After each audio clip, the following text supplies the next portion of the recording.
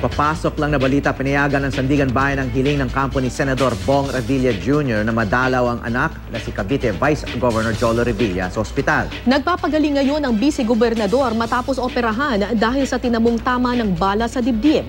May news to go si Bernadette Reyes. Bernadette. Tara, hawi katatapos lang ng pagdinig dito sa Sandigan Bayan 1st Division at pinagbigyan na mga maestrado ang urgent motion ni Senator Bong Revilla na mabisita ang anak na si Cavite Vice Governor Jolo Revilla sa Asian Hospital sa Muntinlupa ngayong araw.